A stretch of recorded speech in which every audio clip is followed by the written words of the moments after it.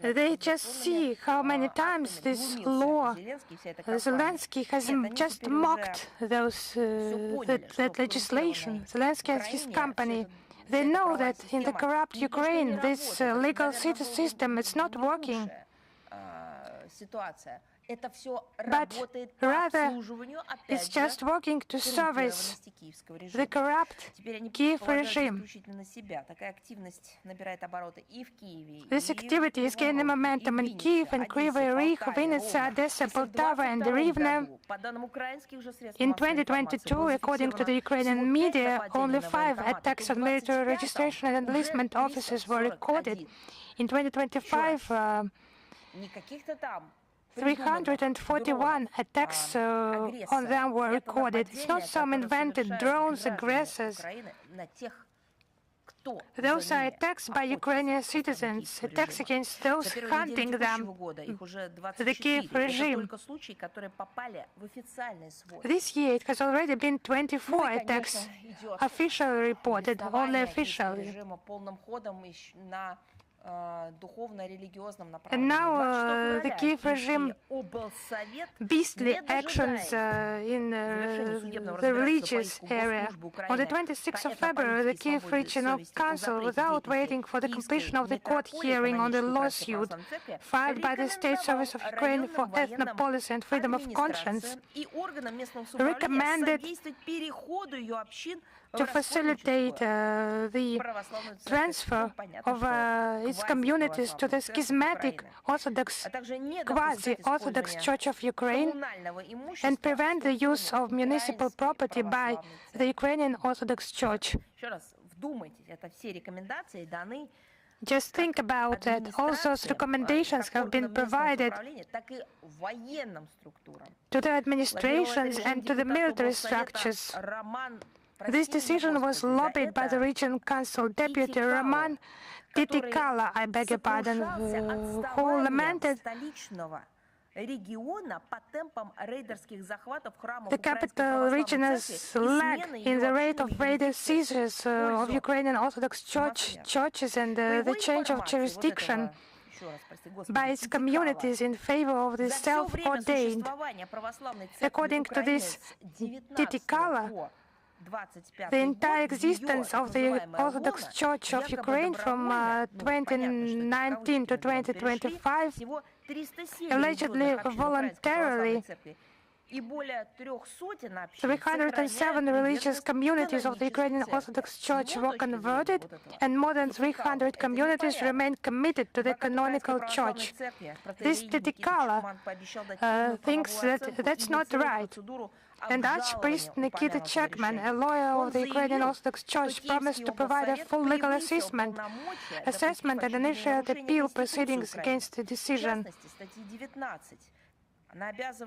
Specifically, it was the violation of Article 19, which obligates local governments to act solely within the scope of the relevant law and does not grant them the right to influence the canonical subordination of religious communities. Furthermore, this decision violates Article 35 of the Constitution, which guarantees the separation of church and state and is obligated to maintain neutrality and has no right to induce changes in the subordination of communities or does not allow to interfere in their internal decisions. On February 25th, the Ukrainian Ministry of Culture opened controlled access to the near caves of the Kiev-Pecherovsk Lavra, closed since August 2023. I saw this information in Ukrainian media, especially in the TV channels.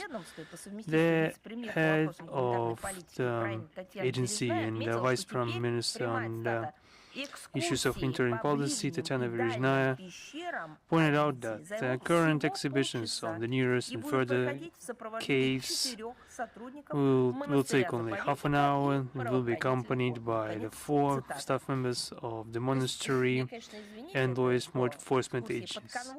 What is this? An escorted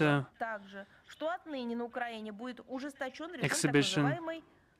Madam Berezhnaya also mentioned that from now on, the regime of so-called spiritual independence will be will be strengthened. Just think about it. This spiritual independence regime will only be strengthened from now on. And this surpasses Orwell, all those fiction writers. This is something that none of any film directors or writers from the utopian and anti-utopian could predict. Only Mikhail Bulgakov could predict something like this. He found some metaphors similar to what's going on right now there. But this was more about differences between the reality and fiction in his works. Now we see the true fiction come to life in Ukraine with the strengthening, aggravating of the regime of spiritual independence.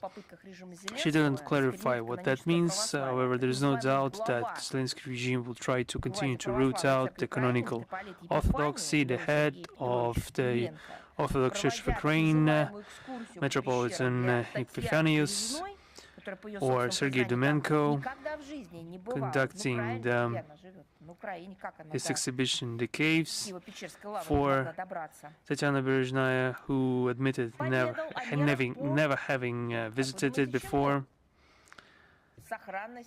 talked about the measures taking in this holy site. What did they exactly do, you might imagine? They actually were proud about Ukrainifying the site. All the signs and tablets in the church Slavic language were replaced by the same tablets in Ukrainian. What to say about them? If they translated Gogol from Russian to Ukrainian,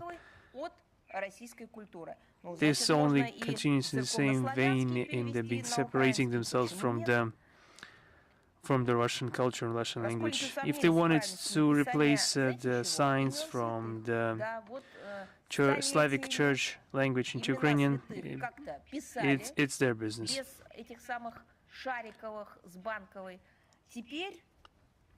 And now they needed to rewrite everything. We already saw it all. This is the worst thing that happened now to Ukraine in the 20th century. This is the worst thing that happened, and that's the very part of their history, or our common history, that they took and praised and glorified.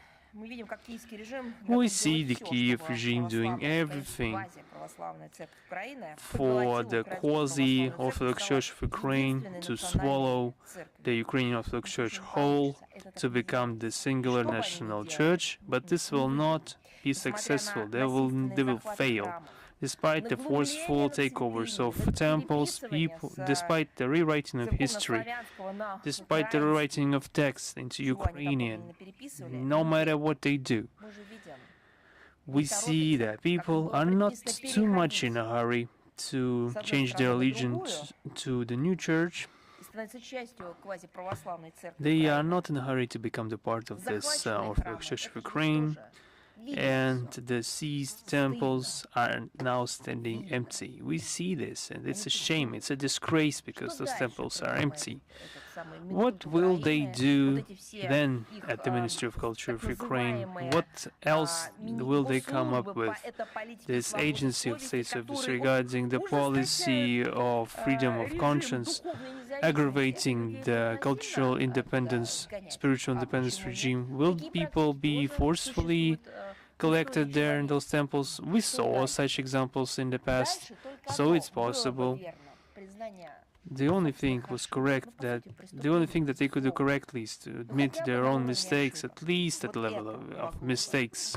Not this could become some point of some turning point, but no, they are adamant on continuing their same policy without apologizing for anything.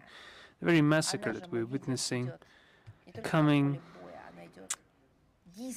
everywhere, not only in the battlefield, and we are witnessing this, this spiritual fight, fight for the heart and soul of a person, especially in the context of this aggravated, very barbaric, beast-like war against the memorials in Ukraine. On 10th of March, we found out another act of vandalism in regards to a historical monument in Odessa. This time, the Banderites have mobilized themselves against the column of Alexander, the monument erected in year 91, not in 1991. Perhaps there was some hastily erected monument, one might think, but no, this monument was erected back in 1891. This monument was established that year, and it went through a lot, the entirety of the 20th century, but it didn't manage to survive the Kiev regime. When in 1891 it was erected, 10 years after the death of Emperor Alexander II, and it presented itself as a sort of a copy of column of Alexander in St. Petersburg. It was situated in the park, in a park that was opened in 1875 with direct assistance of Emperor Alexander II, who had planted the first tree in that park. In the following years, this park changed its name, lost and found new symbols. However, the monument, namely the column, was one of the main sites of the park and the entire city. According to the official version of events, some vandals armed with sledgehammers broke the tablets and tore away the imperial coat of arms of Odessa, because it had a Russian two-headed eagle and the crown of the Russian Empire on it. They also posted it into a social network with the phrase, "Odessa continues to rid itself of everything imperial and Russian. We expect a full-fledged demolition conducted by the State Council." Can you even imagine how the city of Odessa, which was founded not only during the Russian Empire, but also by a Russian emperor, namely the Empress Catherine the Great. Can you imagine the city having to rid itself from all the imperial and Russian heritage? Should it just eliminate itself, demolish itself? Maybe those neo-Banderites, after that, neo-Banderites will be satisfied without leaving a single stone in the city. What else should they demolish? Conscience. As we understand, there's no conscience left. According to police information, there were 5 vandals, and they did their deed, and at 3 o'clock in the morning, so during the martial law,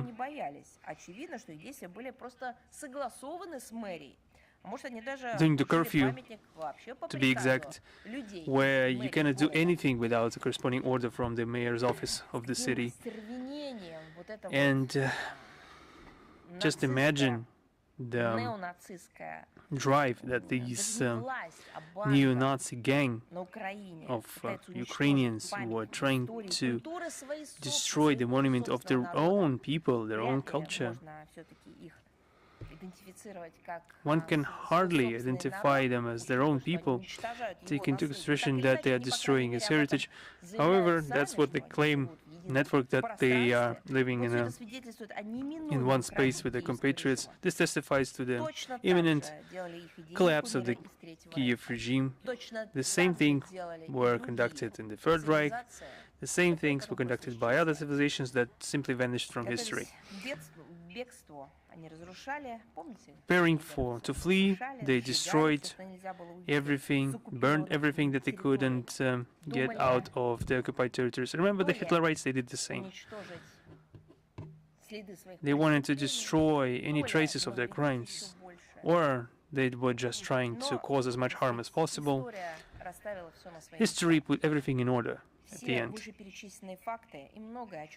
All the aforementioned facts and everything that we have been talking and will be talking confirm the relevance of our task to denazify, demilitarize Ukraine and remove trade emanating from its territory, and all those goals will be accomplished. Now on Moldova,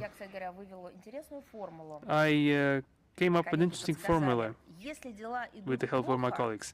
If things are going bad, you just need to blame Russia. That's the mentality of the Moldovan authorities. The worse the situation in Chisinau is, the more they complain about our country. On March 5th, the MFA of Moldova published the so-called warning for Moldovan residents, where they stated the alleged reinforcement of the practice of persecution or even detention when entering Russia and its territory. They are lying. It's in the territory of Moldova where those things are happening. Evgenia Gotsul is an example of that. You don't even think about the non-existent threats. It's the authorities in Chisinau that you need to be worried about. They are reinforcing the practices of threats, scare tactics and detention. Other countries are doing that, not Russia. María Santos regime is doing that. They are, of course, no proof, because they have none. Only verbal statements where they say that in Russia there's nothing to gain, you shouldn't go there, just don't ask why, just believe us. That's the very powerful argument of the highest order that they have. Everything is actually in reverse. The Moldovan authorities are disrespectful towards the Russian citizens entering Moldova, but they're also disrespectful to the very same Moldovans. Have you forgotten that? That's the Sandu regime practice, not to let the Moldovan citizens to leave their country, and then to obstruct people trying to enter, even their own citizens.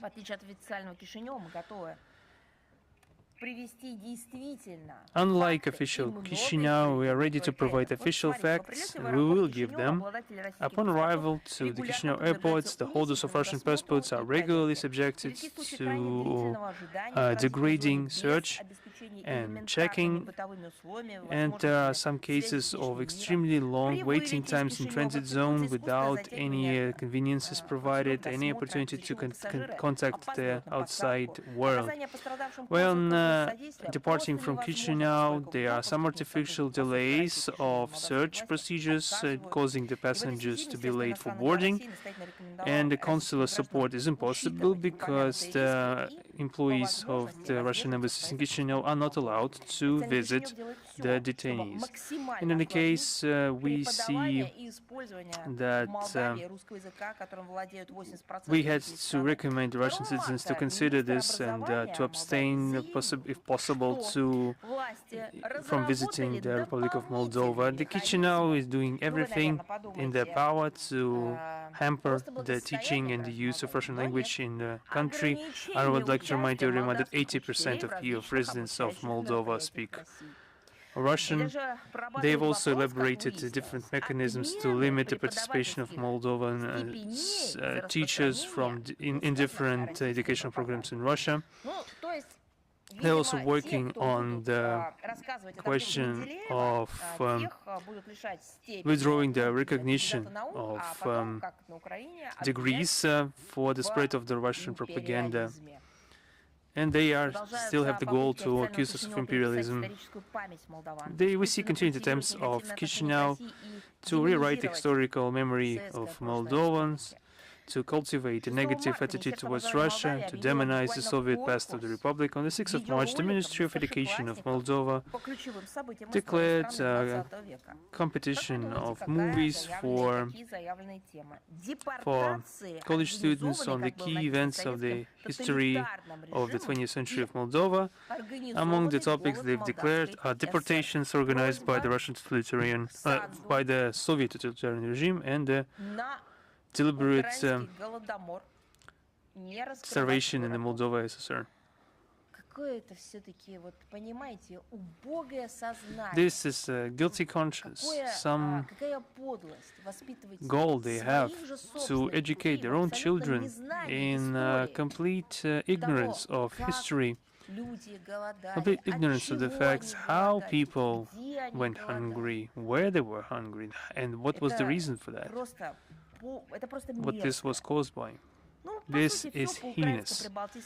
They are following the footsteps of Ukraine and Baltic states, and they are trying to convince the public that in the period of 1945 to 1990, the Soviet authorities sent alcoholics and criminals to work in Moldova.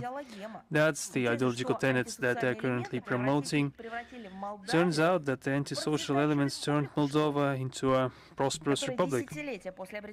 That's what it was, which lived for decades on the foundation that they've created. And we will be providing the corresponding link in the text of our briefing.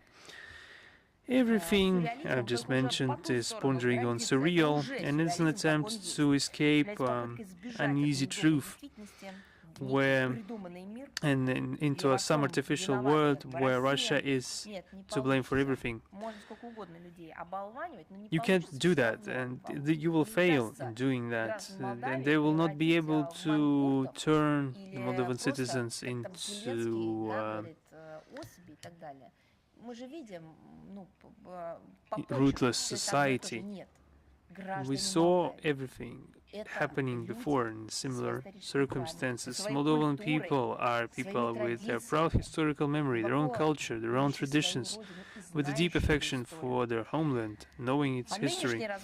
And the current breakdown of the economy, social and education spheres is the result of the actions of María Zajárova and her sponsors from Brussels, and they are the only ones to blame and to be accountable for the current state of affairs. And we've just mentioned the lawlessness of the Kiev regime in regards to the religion in the country, and we talk every week about the facts provided to the public organizations in the United States and through our embassies and through our clergy. And there have been incredible amounts of data provided by us. You can't even name a briefing that we have in recent times where we haven't touched upon this topic, and all those briefings have been interpreted into English, mind you. And against this backdrop, we see a report in regards to the Commission of the United States Commission on the Freedom of Religion in 2025. This report on how people are comfortable and convenient in exercising their religious sentiments, and in regards they have an opportunity to exercise their religion, or how there are obstacles and who is giving those obstacles.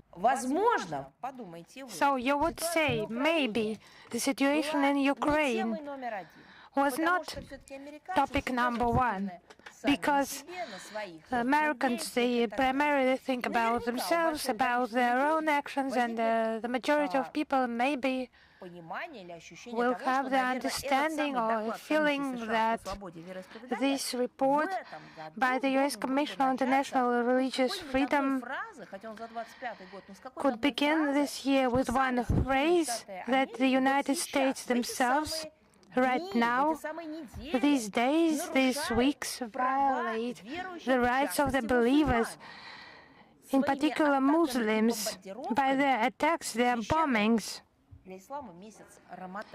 During the holy month of Ramadan, holy for Muslims. And as I have mentioned earlier at the beginning, they do not notice their own violations of the believers' rights by attacking the sovereign states in the month of Ramadan, and they have not noticed the Kiev regime being subordinate to the West, to the United States of America, just violating the rights of believers, literally harassing, destroying the Orthodox religion. So this report was released on the 4th of March. It's an annual report. And this is the so-called blacklist from the last year's blacklist. Russia was transferred to it, who was there as, quotation, a country of particular concern. So just imagine, we have so many religions, global religions, confessions. They make statements on Russian TV, in media outlets. They have their websites, social networks, international conferences. They have their events in their professional areas, educational, scientific, traditional events. They hold meetings. They're regularly received by authorities, representatives, executive authorities, primarily the president, executive authorities, legislative authorities, and so on. But not a single time during the last 20 years, they have not mentioned any global or issues that could not be resolved that are connected with religions. And I would draw your attention that confessions representatives have on multiple occasions highlighted that for their confessions for Orthodoxy, Christianity, Catholicism, Buddhism, Islam, the highest ranking spiritual leaders, they highlighted that for their confessions, it's a historical moment of renaissance when new opportunities emerge connected with their cult, education, state, society interests,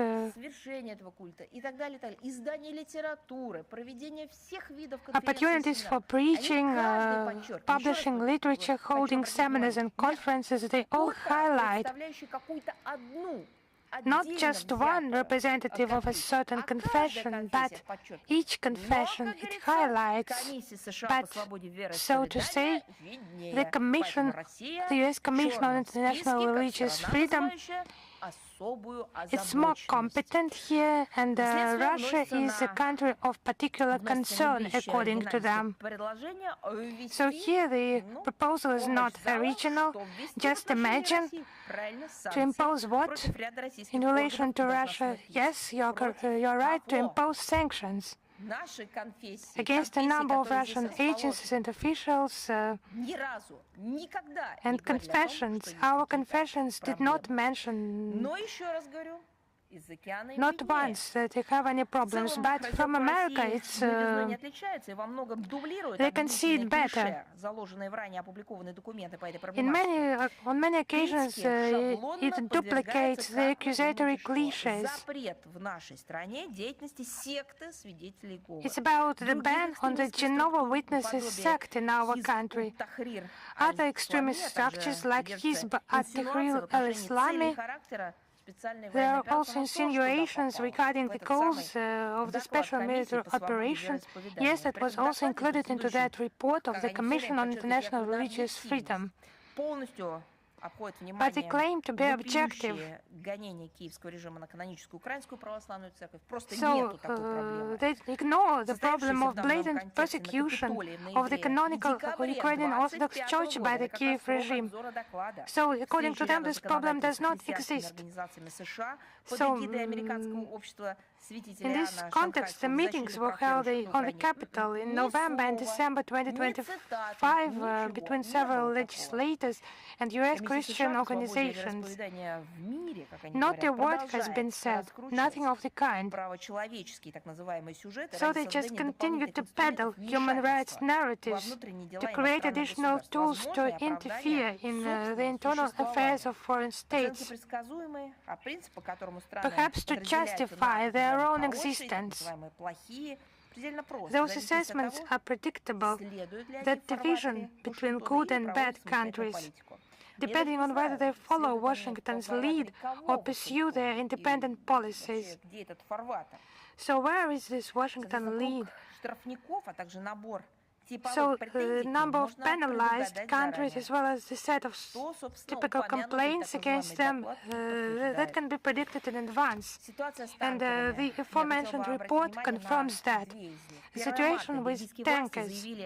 I would like to draw attention to two of them. On the 1st of March, Belgian authorities announced in the media the detention of the Guinean-flagged tanker Athera in Belgium's exclusive economic zone, and one of the crew members is a Russian citizen.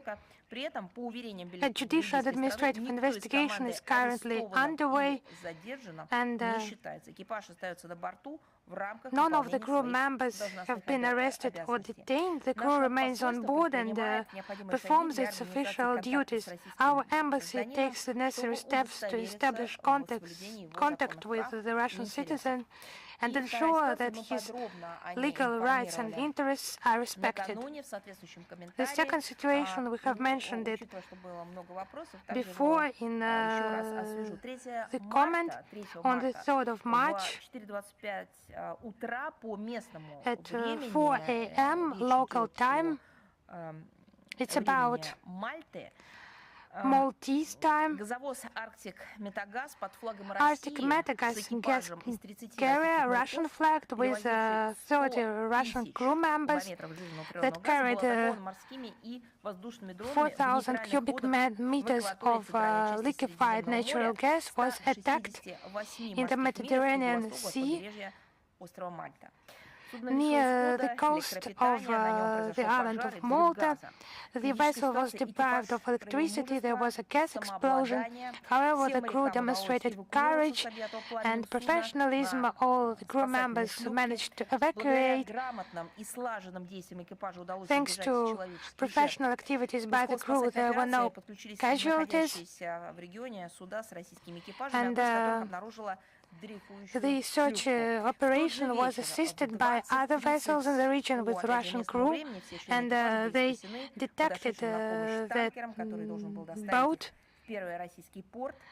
The crew was assisted, and they were on the way to the Russian port.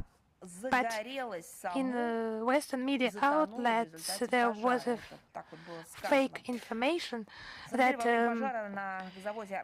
the vessel caught fire and caught fire by itself. It was false information, and there were urgent messages about evacuation, but the Maltese authorities declined evacuation of the Russian crew, and the Libya service assisted by sending its boat, and with the cooperation of a Russian embassy in Libya, the crew received medical assistance, and after their medical condition was admitted acceptable for their flight to Russia, 2 crew members were taken by special flight to Russia and taken to hospital. The attack on a commercial civilian vessel is a blatant violation of international sea law. It's striking against civilian side and detrimental to the environment. And in other words, It's about a terrorist attack and a military crime. And that was done in proximity, in the vicinity of the EU countries, their borders, but none of the EU states condemned what has happened. Human rights, no, they have not heard about it in the European Union. But literally today we drew attention to the messages about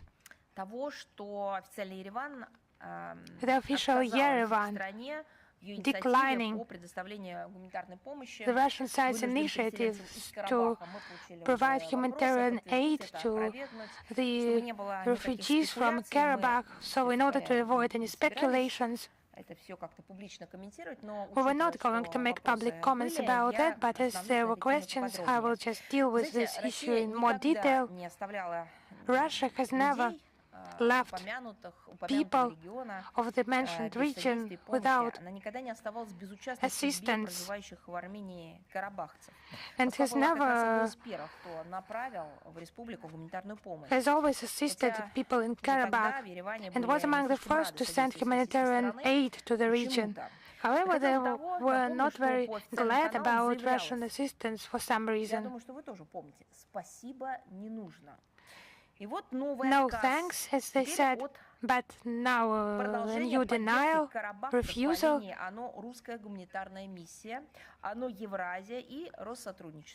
was in the area of operation of Россотрудничество in Eurasia, Russian humanitarian mission, launched in July, based on a request by Armenian humanitarian organizations and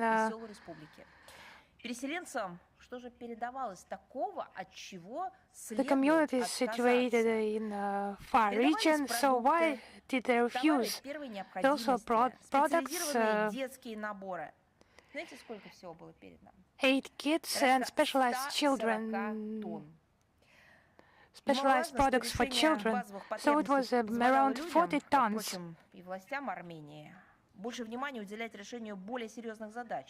So the Armenian authorities, they need to pay more attention to social tasks, living conditions, social reintegration. It's their competence, the competence scope of the local authorities, and then humanitarian assistance. It should have helped them to focus on the primary goals. But the main thing is the assistance to people. Moreover, part of goods and products, those are product kits, they were purchased directly in Armenia. It was an additional impetus to local production and small businesses and created an important additional effect. In itself, the refusal by Yerevan to cooperate further, it could have been understandable if the aid wouldn't be needed, but it would have been obvious by the Russian side not to offer that aid if it is not needed. Let us have a look at the fact. A number of requests by Armenian citizens for such assistance was growing. But the basis of Yerevan not agreeing on the new shipment of aid, it just causes more questions than answers. So I will quote: "The legal norms of Armenia limit the provision of donations and assistance in the period before the elections." End of quote. So we have tried to find out what exactly they mean, but the Armenian authorities, they had difficulty to precise which acts they meant. So such restrictions are imposed only on the structures whose name can be somehow linked to names of parties, for example, who participate in elections. Maybe they meant that, So how does that concern this situation? As the international and charity organizations, they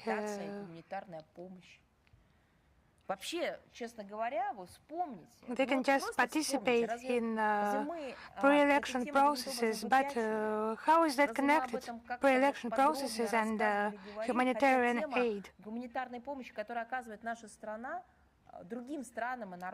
So the assistance provided by our country to other countries because of casualties, conflicts in different corners of the world. Naturally, we tell about that, but in this particular case, when there were questions, we answered them, but for that to become some propaganda or agitation, that has never been the case.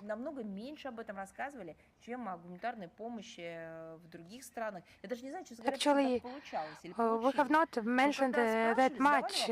We mentioned humanitarian assistance to other countries when we were asked a question, we replied, but in detail, we have not dealt with this issue. But to invent that is somehow connected, it's impossible. The refusal by Yerevan to receive this charity assistance is just pre-election wishes of the authorities to clear any mention of the Russian Federation. Who do they intend to make to cause harm? Their own citizens who are really in need and who have always received the assistance. Actually, all this situation, it causes questions. People who have received tons of this assistance and want to receive it further. What explanation will they receive? That Russia refused to provide assistance? No. Just say it as it is. They have refused themselves, but why? And just try to invent some explanation. So there were questions about to the German authorities treating our Russian compatriots and citizens. The German authorities, they continue their sophisticated discrimination against Russian citizens and Russian-speaking compatriots. This discrimination, it takes different forms. Irrevocable confiscation of clothing at airports, personal belongings, cash, many thousands of fines for non-compliance with the so-called anti-Russian sanctions, restrictions on banking services, including endless checks, and requiring various types of documents. So they deliberately continue to view virtually any Russian citizens present in Germany as suspicious, fostering an atmosphere of distrust and so-called toxicity around Russians. Just arbitrary and lawless treatment. Once again warn against visiting Germany unless absolutely necessary, and we strongly recommend to follow the relevant warning posted on the Russian Ministry of Foreign Affairs website. We will cite this link in the text version of the briefing. Now about vandalism in the military cemetery in Gdansk. The remains of more than 3,000 Soviet soldiers lie there. Red Army soldiers, 2,500 officers who died fighting for the liberation not of some abstract cities, but of that very city, Gdansk.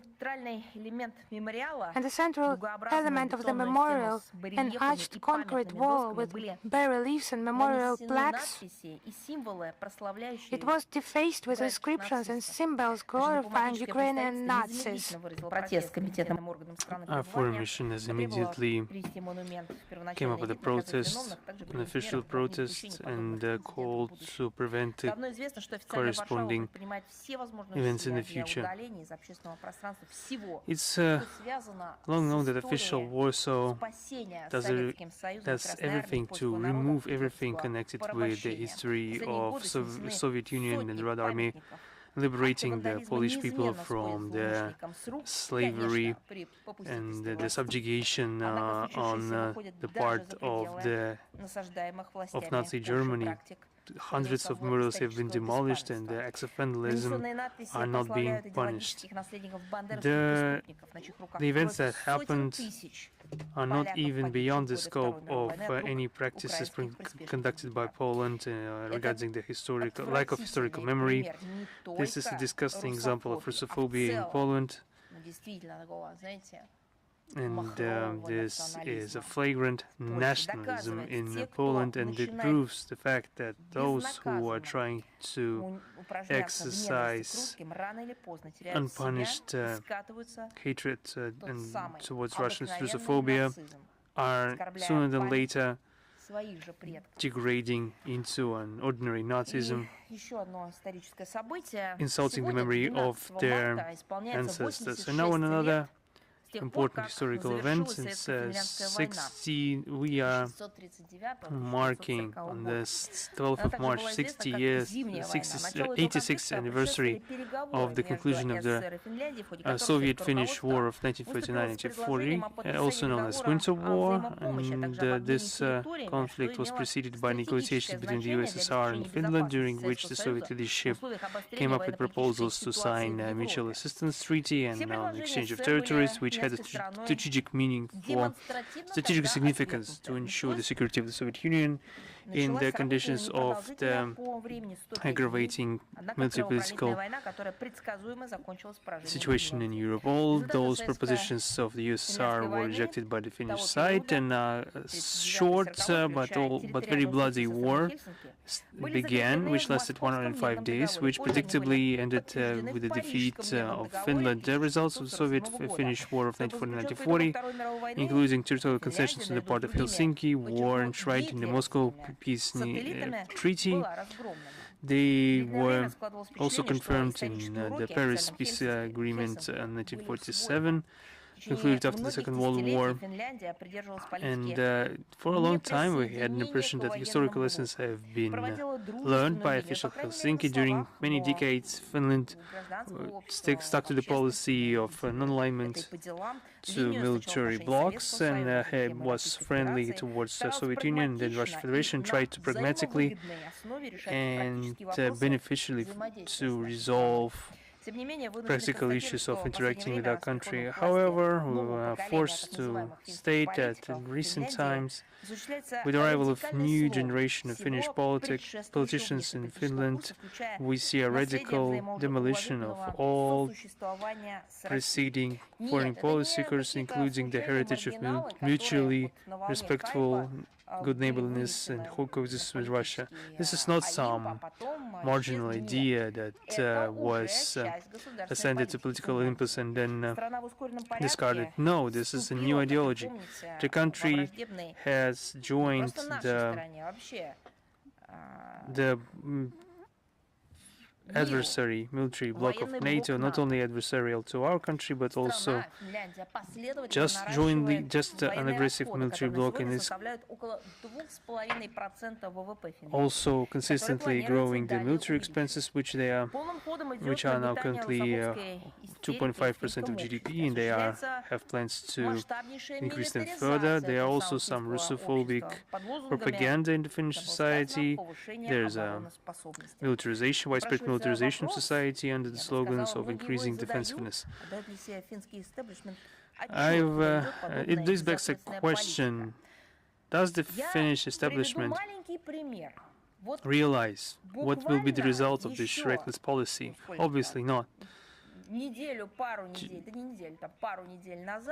A couple of weeks ago, the European Union was desperately forbidding themselves to purchase Russian energy. And after this, what has happened in the Middle East, we saw the prices for energy resources skyrocketing. And after we mentioned it, they skyrocketed even further. And who was to blame for that, according to Europeans? Who was to blame? Who was to blame for any hardships of the population? They started to blame Russia for that. And I quote that they were trying to accuse Russia of profiteering and profiting from this situation in the world. And I would like to remind them that they have just banned themselves from buying energy from Russia by all types of sanctions. They were laughing at the heritage given to you by your EU and by the predecessors at the EU who have signed beneficial contracts regarding the shipments of energy from Russia to Central and Western Europe.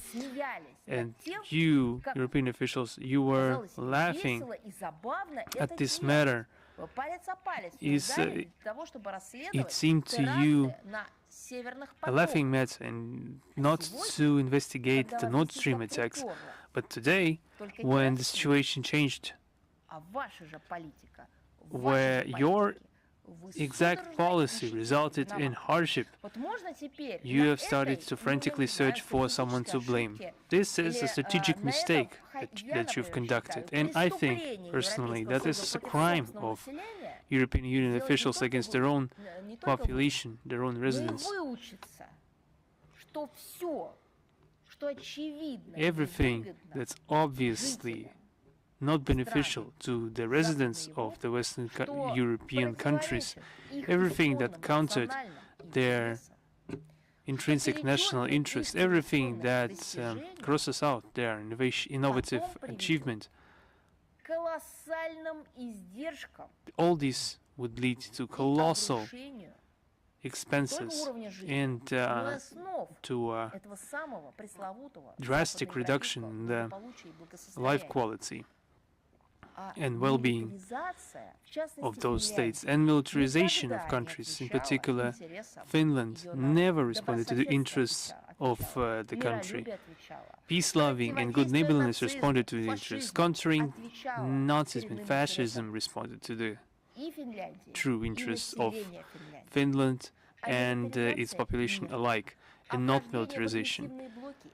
Joining aggressive blocs didn't, and this was tested by time. Why do you repeat your own mistakes from the past? The lessons of a recent past, unfortunately, are completely forgotten by the current establishment in Finland. They are recklessly ignoring all those lessons. However, we have not expected anything better.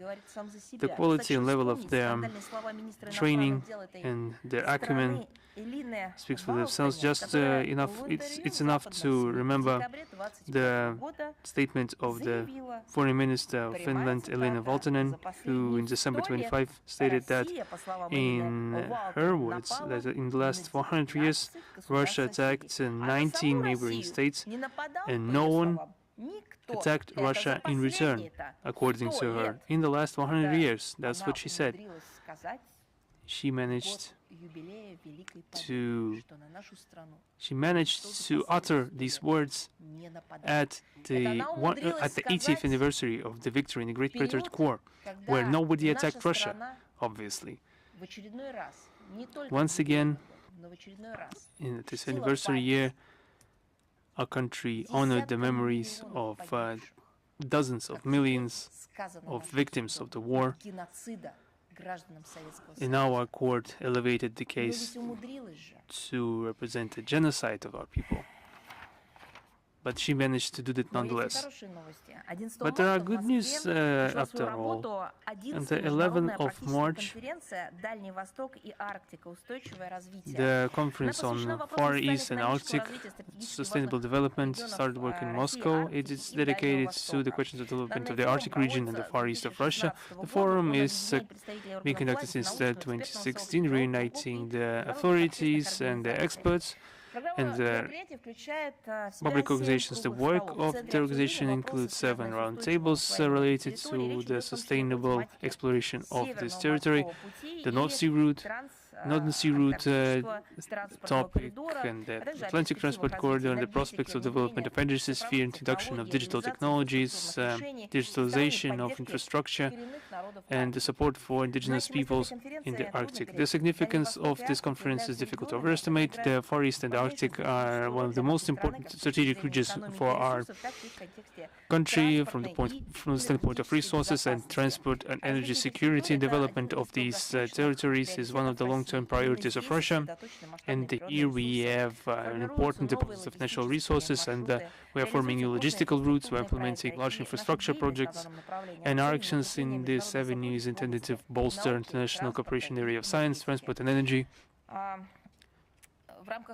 In the framework of the plenary session that happened yesterday, it was attended by the director of the European Issues Department, senior official in the Arctic Council, Mr. Maslenikov, who made a statement regarding the international cooperation in the northern latitudes. There will be also an awarding of for the development of the Arctic, marking the achievements in that domain. We also invite all the media, including our foreign correspondents accredited in our countries and accredited with the MFA, to take part in covering this event. I'm convinced that the Arctic countries' representatives will be interested in the Russian experience in exploring the North regions. As per tradition, the link for this event will be provided in the text version of the briefing. And regarding websites, we have updated or renewed the practice of preparation of weekly information bulletins. We got the idea that this is in high demand right now. We had a lot of requests to have an updated form of information bulletins. The publications will be provided in the corresponding section of our website, in the press service section of our website, and every Monday regularly the users will be able to get convenient format news in convenient format, allowing themselves to familiarize with the key materials on international topics from the official websites of the President, the government, and Minister of Foreign Affairs of the Russian Federation. We'll be starting from every Monday, and then we'll see how it will go. Perhaps we could do it in some extended to some other day, depends on the feedback that we'll receive. I'm convinced that this section will be interesting to the relevant experts and foreign relations students and all those who are interested in the foreign policy. This will be a very interesting archive of main foreign policy events and will provide an opportunity to monitor the information work of the aforementioned state agencies. We will be glad to get any feedback, any constructive criticism. Of course, it will be welcome. Another historical material. Now on the 170th anniversary since the birth of the Russian official, statesman and diplomat Alexander Izvolsky. He was born on 16th or 18th in the new style, 6th and 18th of March, 1856 in Moscow. In 1875, he graduated at the Lyceum of Alexander and started working at the Chancellery of the Ministry of Foreign Affairs. In 1876, he was appointed to the Russian mission in Rome. Further, he worked in the Consulate General in the Eastern Rumelia, which was an autonomous province of the Ottoman Empire, practically under control of Bulgaria. Then in the embassies in Romania and the United States. In 1894 and 1897, he was a minister resident with the Holy See. In 1887 and 1906, he was an ambassador he was an Minister Counselor in Serbia, Bavaria, Japan, and Denmark. In 1906, he was appointed as Minister of Foreign Affairs. He proposed a plan to reform the ministry, to modernize the structure, unify the conditions of diplomatic service in the central apparatus and abroad. He also proposed staff rotation and also the increase of professional level of all the employees. The main task of foreign policy, he considered it to stabilize the international situation of the country, to restore its military political potential, and the conclusion of the bilateral agreements with great powers. In his report to Nicholas II regarding his negotiations with European officials of 6 November 1907, the minister wrote the following: that the temporary weakening of international stance of Russia due to the revolutionary movements and destruction of our forces due to the Far Eastern War led to the fact that balance in Europe was threatened significantly and caused a very dangerous regrouping of states in regards to the preservation of peace. Mr. Izvolsky reached the agreements between Russia and in Great Britain, then the Russian-Japan agreements demarcating the spheres of influence in the Central Asia and the Far East, and also strived to revitalize the work of Russia in the Balkans and the change of status of Bosphorus and Dardanelles.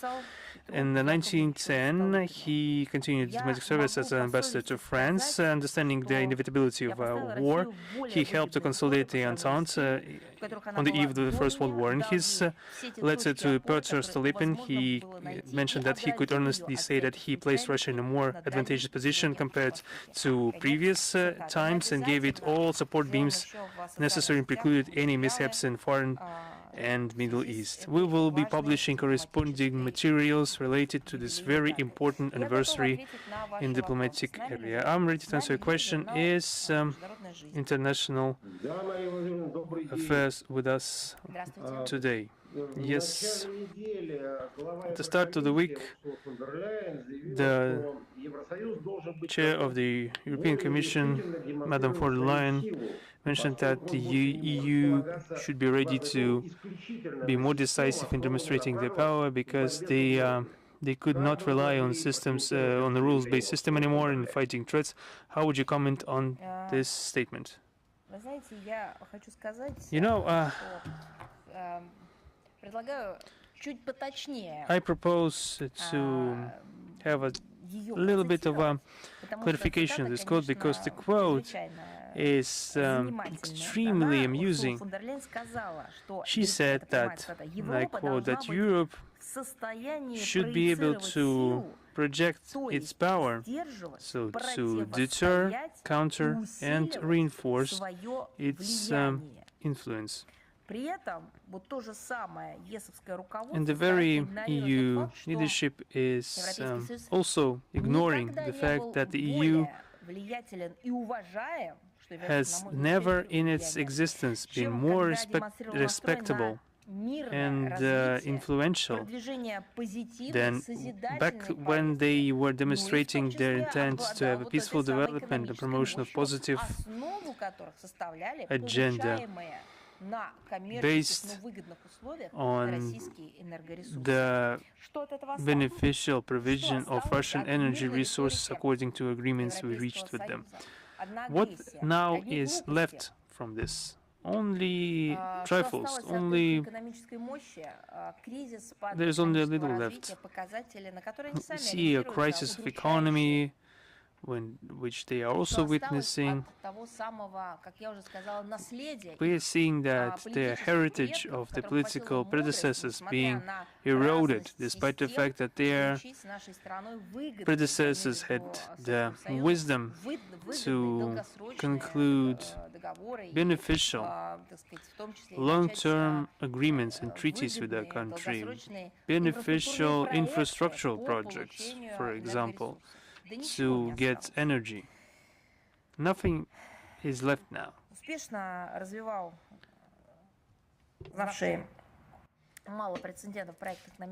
The successfully developed quite unprecedented Euro integration project that under its deathly wing has united the Western European countries that used to be at war. So what has been left from that project? Everything has changed. But to quote the time that has changed is just useless, because it's not the new year has come and everything has changed. It's the Brussels officials that are creating those benchmarks. According to Ursula von der Leyen's statement, it's a basic transformation of an aggressive, intractable and confrontational international player. Today, Western Europe is the main driving force of that war coalition, and defense spending is growing. In the EU, they have grown by almost 60% compared to the same period in February 2022. So the total military spending by the EU member states in 2025 amounted to 381 billion euro, making it the second highest in the world. So just let me remind you how much money they have spent for the terrorist Kiev regime in the center of Europe, billions of euros. That uncontrollable terrorist regime using those funds against civilian population for terrorist and extremist purposes. So apart from all the other problems, they have created yet another Nazi beast in the center of Europe. They have armed it. They have provided money to that, as they have done in the 1930s. It's clear that the militarization of the EU is done not in the interests of ordinary European citizens, but rather to please transnational arms manufacturers, lobbyists and intermediaries. So it's just visibly the corruption factor that we have mentioned for many times in the recent years. It's clear the desire to profit, and not only by political operators in Ukraine. Thank you very much. Thank you. Is Russia Today with us?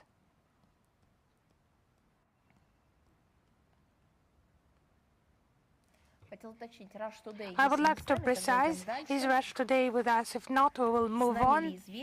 Is Izvestia with us? Yes, hello, Madam Zahárova. Our question is about a threat by Europe to transfer nuclear arms to Kiev. Why does the West, why is it not afraid of those red lines? So it's just a combination of silliness.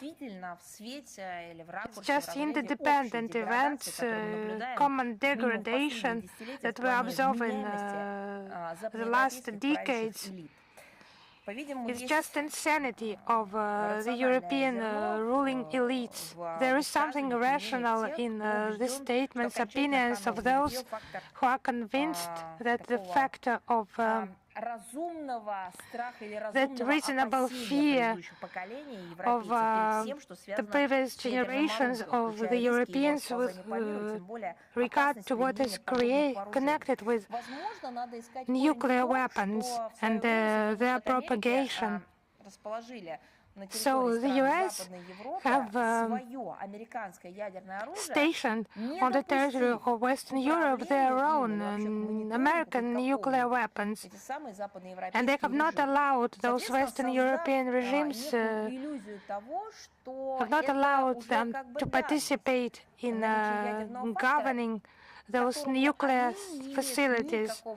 So it's the factor to which they have no relation, neither philosophically nor legally, nor politically. So they are just hostages of that situation. And the games with the historical truth have also played their role. when those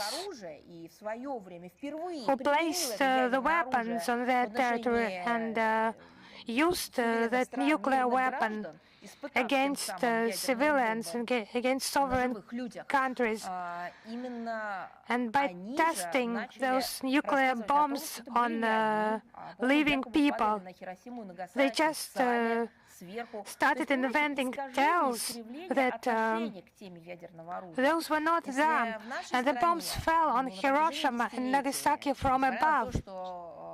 So it has been for decades, this distortion of historical truth. Although we possessed nuclear weapons, we have done that according to the international obligations. Each school child, he was educated, special relation to that issue, and he was told about the dangers of a nuclear war, the consequences that come after the use of nuclear weapons. In Western Europe, this issue became rather a field for manipulation, and they do not base on facts and historical truth. So that's where we should look for the roots. But in general, some banalization of military and nuclear problems by the European capitals, by irresponsible rhetoric, and they do not correct their responses. On Bankova, they said that they should drop nuclear bombs on Moscow, on Russians. They just kept sending money, even more money to them after that. And a lot of statements on those issues. Now the authorities in Europe, they allow for a possibility of practical implementation of destructive schemes, attempts to use nuclear weapons to achieve situational goals. Now they just make statements about shipments of those weapons, nuclear weapons, in collaboration with Paris, Berlin, London. Just some cars, several divisions, a couple of tanks, and so on. As it requires special preparation, they forget that it's a highly sensitive issue, but they have presented such arguments when it was about building nuclear stations. When it's peaceful atom, they will find some environmentalist public figures who are trying to ban that. But then it's about some network business, nuclear business for military purposes in violation of the previous norms and provision, all of them. It's just perceived in Western Europe as some possible, acceptable philosophy, politology, and why not present those arguments? So this idea is about the flagrant case connected with the data unveiled by Russian special services,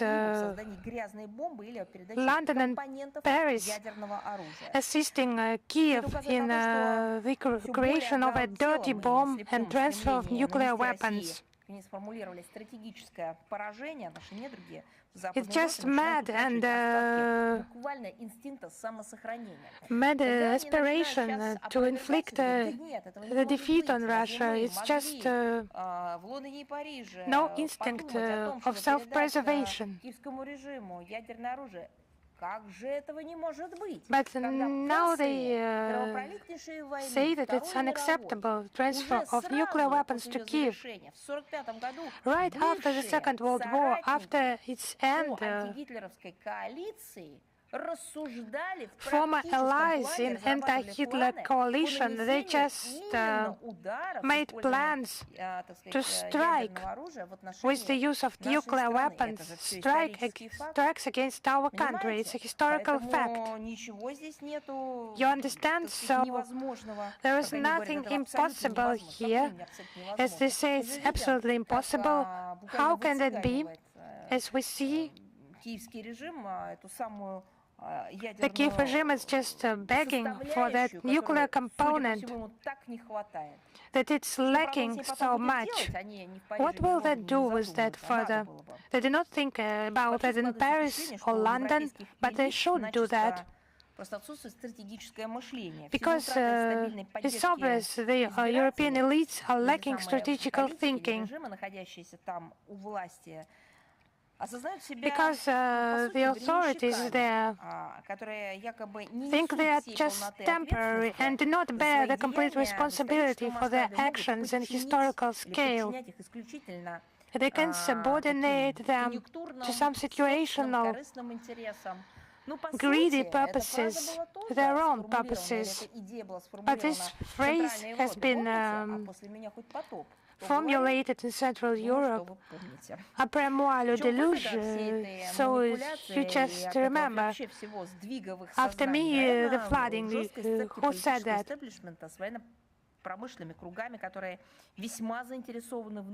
So those political circles are just interested in this wave of militarization of Europe and raising the stakes in nuclear rhetoric. Maybe for the employment of such parasites, the European elites are just ready to ignore their own risks they are creating for regional and global security. Thank you. Yes, thank you. I would like to clarify, is Russia Today with us? Yes, Madam Zaffarova, hello. Thank you very much. We have one question. The Serbian Foreign Ministry has recently refused the statement in the Serbian public that Belgrade has asked Moscow not to raise the issue of Kosovo and Metohia in the UN Security Council. Does Serbia have the right to advocate for the retention of Kosovo and Metohia within its borders, given the conditions for Serbia's integration into the EU? And who can Serbia rely on to protect its territorial sovereignty and integrity? In accordance with the Constitution of Serbia and the UN Security Council Resolution 1244. So, according to the Constitution of Serbia, Kosovo and Metohia is an integral part of the country and enjoys broader autonomy. The UN Security Council Resolution 1244 confirms the sovereignty and territorial integrity of Serbia, including the autonomous province of Kosovo and Metohia, and regulates the activities of the international civilian mission and security forces tasked with maintaining peace and stability, and no other tasks. So Serbia is forced to reconsider its approach to the Kosovo issue. There is no such preconditions. The international legal framework remains the same.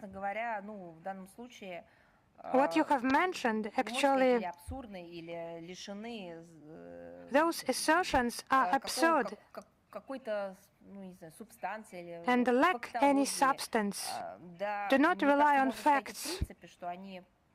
In general, you can say they contradict common sense.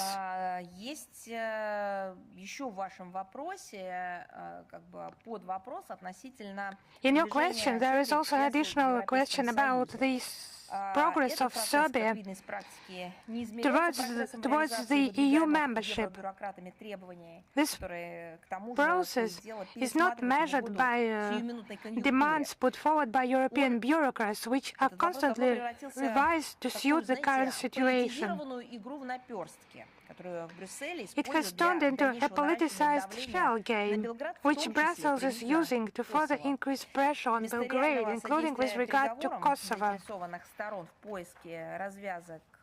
Instead of genuinely facilitating negotiations to seek solutions, the EU has been blackmailing the Serbs for years, while simultaneously unleashing the so-called authorities in Pristina in their desire to purge the province of its non-Albanian population. Meanwhile, the EU's 2013 written guarantees to establish the community of Serbian municipalities of Kosovo has been long forgotten in Brussels. It's cynically sabotaged by so-called politicians in Pristina. We have repeatedly stated that such maneuvers serve only one purpose: to replace the legitimate mechanisms of the EU Security Council with some kind of ersatz mechanism designed to lead Serbia to its EU membership. It's just incompatible. This formula reiterated endlessly by the EU. Either, but this formula, when requests are presented to Belgrade, is contrary to the Serbian constitution and to the international law, in particular the UN Security Council resolution that is binding for everyone. We think that the solution lies within the political and diplomatic dimension. It's about the implementation of international law and the UN Security Council Resolution 1244 of the 10th of June 1999. Russia will protect and support and take the decisions, adopt the decisions that will be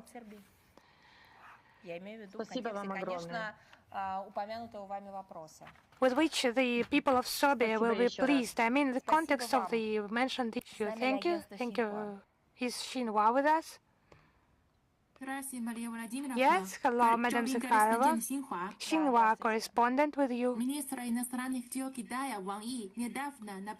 Chinese Foreign Minister Wang Yi recently, during a press conference, outlined China's global governance initiative, highlighting that the core of this initiative is to preserve and strengthen the leadership role and the centrality of the UN. What is Russia's position on China's global governance initiative, and what joint actions will China and Russia undertake in the future to implement genuine multilateralism and promote a more equitable and rational system of global governance? Thank you.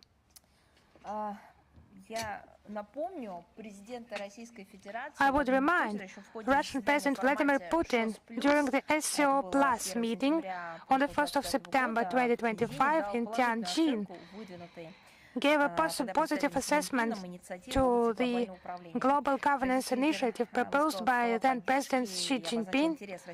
The Russian leader expressed support and Russia's interests in discussing the proposals by our Chinese friends. And in accordance with the mutual understandings reached at the highest level and enshrined in the Chinese-Russian joint statement of the 8th of May 2025, our countries intend to fully realize the potential of bilateral relations, protect the international system with the UN at its center and based on the UN Charter, promote the establishment of an equitable and orderly multipolar world and democratization of international relations, and consolidate efforts aimed at creating a more just multipolar world. We think that this initiative is an important element of international discussion, different aspects of forming multipolar world order. Like many other states, Russia views it as a more equitable foundation for a world order adapted to changing global balance of power, in which the positions of non-Western states and international associations are strengthening, and we hope that it will contribute to strengthening practical coordination between Moscow and Beijing at various international platforms, including the SCO and BRICS, and ensuring stability in our common Eurasian space based on Vladimir Putin's initiative to create a new Eurasian security architecture. Thank you very much. Thank you. Is Reuters with us? Reuters with us. Yes, good afternoon. We have two questions today, first of which is linked to Iran. During the daily briefing for journalists, Press Secretary of the President Dmitry Peskov mentioned that many of Russia's propositions in regards to the settlement are still on the table. Could you please clarify what are those propositions and what, in the opinion of the Russian MFA, could be done to settle the conflict in the shortest possible term?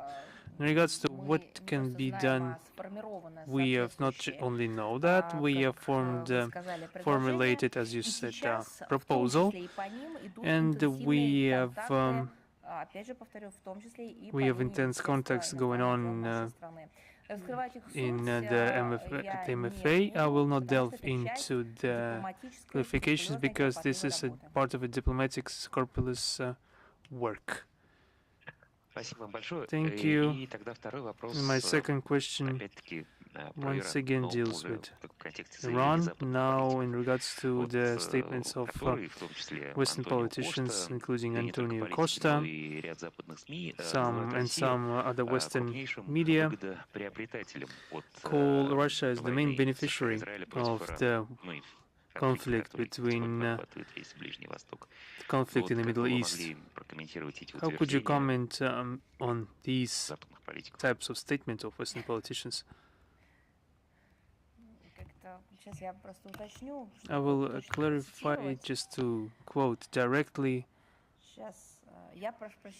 Excuse me, just for a second. It will take less than a minute for me to check the quote. I will not deprive myself of the pleasure of finding the exact context. You know, there is an impression. I found it. Just to be extremely clear.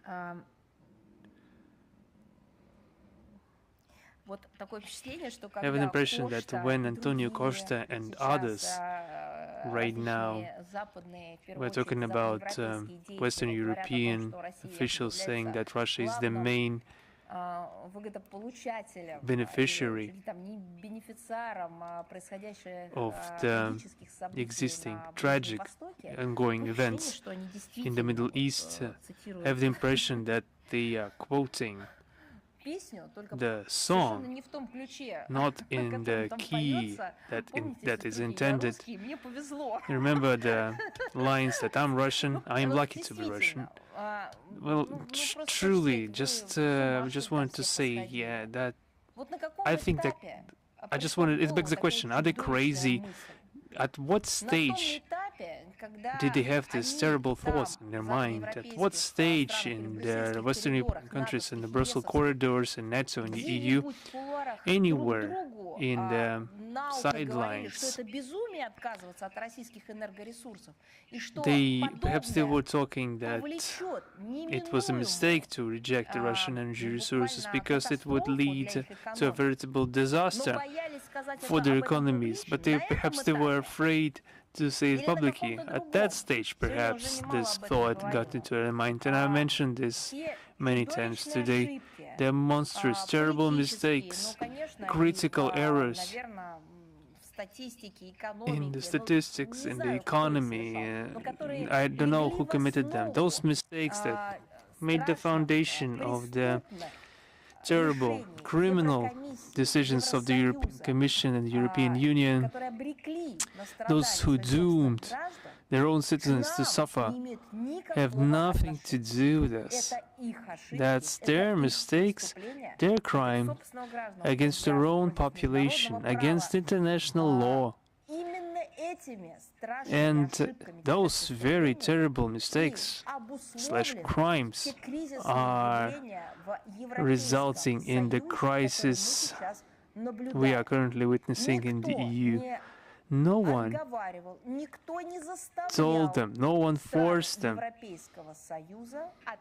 to reject Russian energy, except for one. The United States,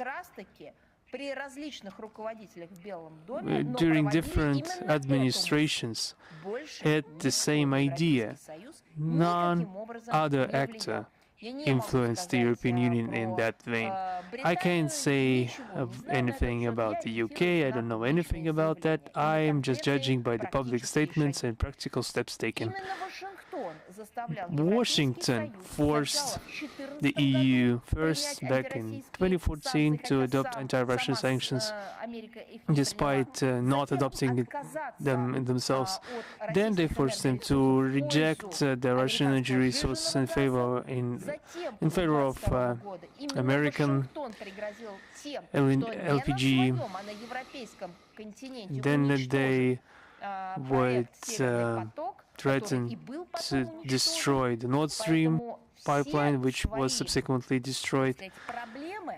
All those problems of EU Commission should be placed not on Russia's tab or China's tab or any aliens they might come up with, but only on themselves. They have only themselves to blame. The level of being corrupted by their accomplices from beyond the ocean in the very bloc of NATO. What has Russia got to do with it? Moreover, I'm pointing your attention to the fact that despite everything, Russia confirmed not only our capability, but our principled position as to there cannot be any politicization of energy cooperation as being done in the West, because primarily this is a question of security. This, we have the same opinion for economy, saying that any legitimate sanctions measures should not be applied. So all questions should be addressed to them. This is another telling demonstration that the EU leadership in their anti-Russian hysteria are viewing any actions and estimates in the regards of damaging Russia. It is becoming absurd, even in the context of US aggression against Iran. What has Russia has to do with that?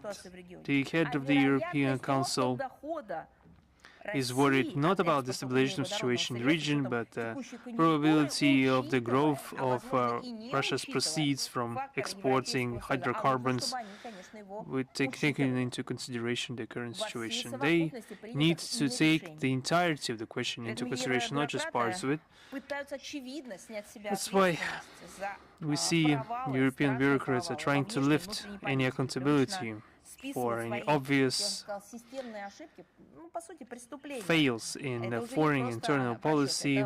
They have stuck to the tried and tested practice of blaming Russia for everything. And now they are just trying to change the situation by just bringing China into it too. Regarding the prices of energy, the current destabilization, yes, it caused the sharp rise in oil prices and gas prices. But remember how often this was mentioned by Russian President Putin in different forums and conferences regarding the long-term stable agreements on energy. If they had done it, perhaps they wouldn't have suffered or wouldn't be affected as much. Perhaps currently, if such agreements were in place, they would be better off. But now they have what they've got. According to different estimates, the price of oil and gas has grown by from 60 to 100%.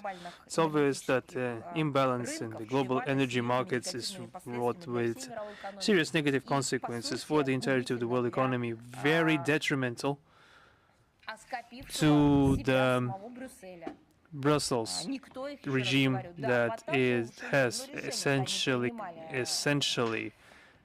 disarmed themselves, deprived themselves of resources.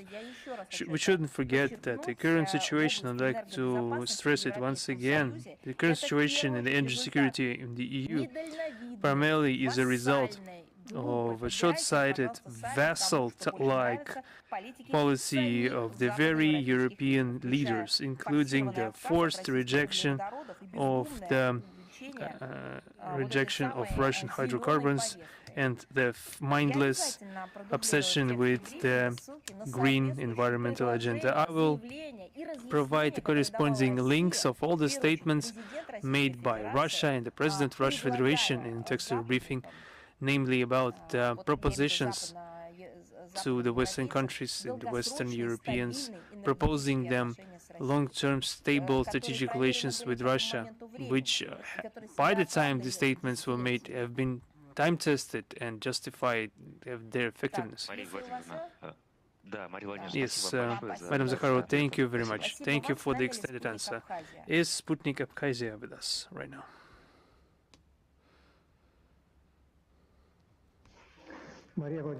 Yes, Madam Zahárova, good afternoon. Last year, there were elections in Abkhazia. How do you evaluate the level of relations between Russia and Abkhazia? Has it changed in the last year? And were there any prospects opening for the Republic? Thank you. The allied relations between Russia and Abkhazia in recent times are characterized by the positive dynamic. Last year, we've effected a large number of mutually beneficial projects in the economy, humanitarian and other spheres. Just to mention the resumption of the work of the airport of Sukhum, reconstructed by the Russian investor. Also, I can mention the launch of comfortable modern trains from Adler to Sukhum, the renovation of memorials, the health checkup of children, the improvement of medical and educational establishments. This all helped improve the quality of life in the Republic and comfort for the Russian tourists, making Abkhazia even more attractive for Russian tourists. But a lot has been implemented, but more is being planned. With the assistance of Russia, Abkhazia is implementing a new state program of social and economical development for 2026-2030, an investment program for the period of 2026-2028. There are joint cultural, student, and sports programs which are popular with the population. This work is being continued for the sake of both our peoples. Thank you. Thank you. Is the Chinese Media Corporation with us? Yes, good afternoon. We have two questions.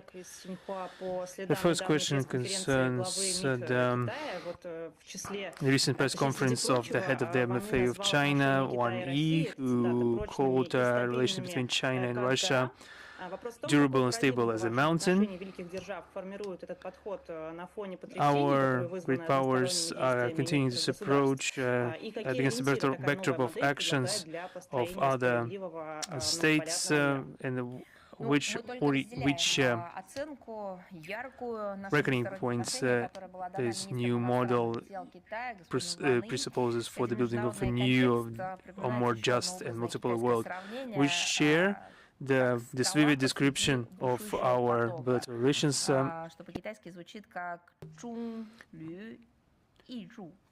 Chungliu Iju, a cliff among the roaring torrent of water. This can describe our relations with China. The able leadership of our two states, Russian-Chinese relationship, has reached an unprecedented high level and continues to develop. Our interaction is unique in representing a mutually respectful dialogue of two great powers in the world. We view ourselves as a priority partners, and we are providing mutual assistance on questions of mutual interest. We delineate the formula of our bilateral ties as relations of comprehensive partnership and strategic interaction in the new era. This reflects a new quality of our ties, which have resulted from the work and diplomacy of our leaders, the President of Russian Federation Vladimir Putin and President of the People's Republic of China, Xi Jinping. And the blooming of relations between our countries has come during the period of accumulating transformation in the world arena. Russia and China are independent centers of power. In the process of forming a polycentric world order, we intend to defend a national system with the UN at its center, the relations in which we are built with the foundation with reference to the goals and principles of the UN and all their completeness and interaction. We intend to continue to help our mutually beneficial and equal multipolarity in the world and help the democratization of international relations. The second question: in his exclusive interview to the Chinese Media Corporation, the official representative of the Iranian MFA stated that any diplomatic approach of the United States cannot be trusted, and faced with flagrant aggression of the United States and Israel, Iran will take all efforts necessary.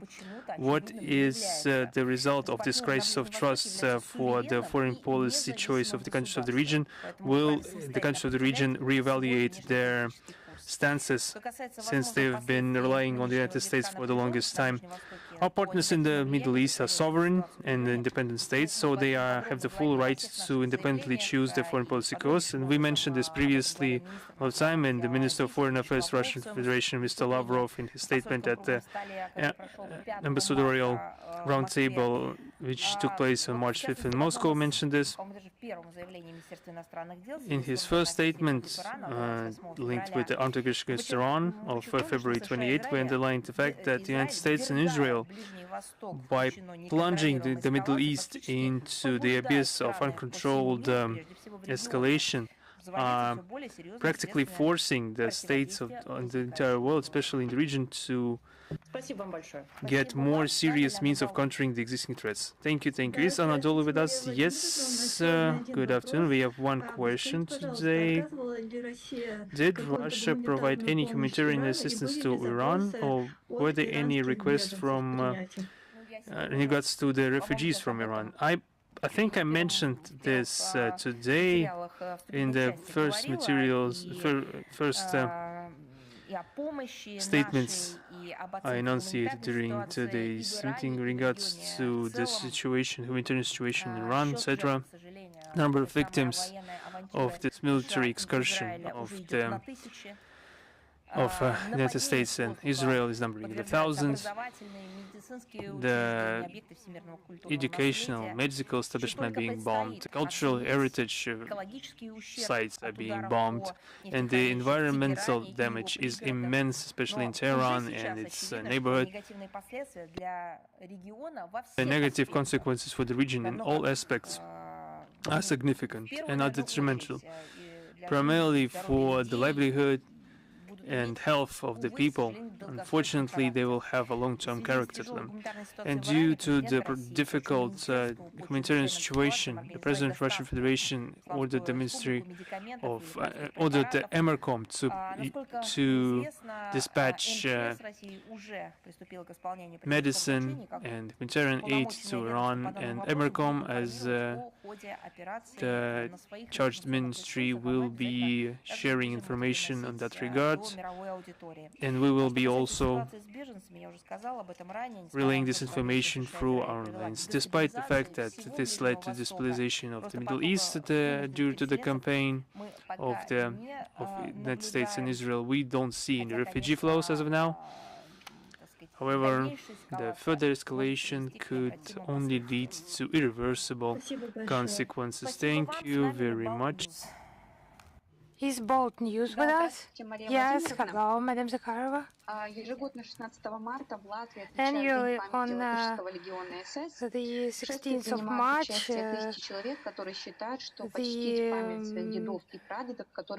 Latvia commemorates the Day of the Remembrance of the Latvian SS Legion. Thousands of people participate in the march, and believing it is normal to honor the memory of their great fathers and great-grandfathers who fought against the Red Army. How can Russia respond to this propaganda? Actually, we do not choose our ancestors. We continue their lives, and everyone has different history. And just to remember them according to different traditions, it's just a natural manifestation of humanity, a good manifestation of a human essence. Another case is glorification and honoring anti-heroes, when instead of mentioning them quietly at home or during some religious ceremony, or as some, tragic assessment